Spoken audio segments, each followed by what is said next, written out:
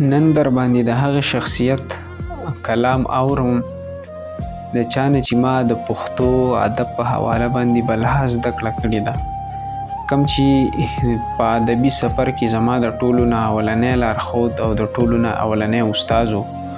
زما مقصد دی استاد محترم شیرشاه افشار صاحب. افشار صاحب وایي چې ګناه مې دا و چې ما دلته کې شر نه پرېښودو. ګناه مې دا و چې ما دلته کې شر نه پرېښودو، ځکه دشمن مې په وجود پورې سر نه پرېښودو. او زه یریدم چې د ماکه کې چرته وانه لوځي، زه یریدم چې د ماکه کې چرته وانه لوځي.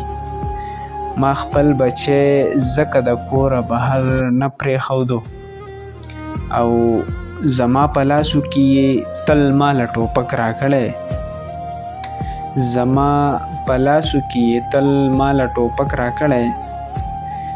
زما په لاس کې چا د سره هنر نه پرېښودو، او وس کلی ډیر شو او زما ورته زور کم شو ګینې. وس کلی ډیر شو خو زما ورته زور کم شو ګینې. ما به په ځان د چا د سترګو اثر نه پرېښودو. یو باچا خان و چې د قام غمونو ګور ته یوړو، ځان یې نه هر خوښ و خو قام یې نه هر نه پرېښودو.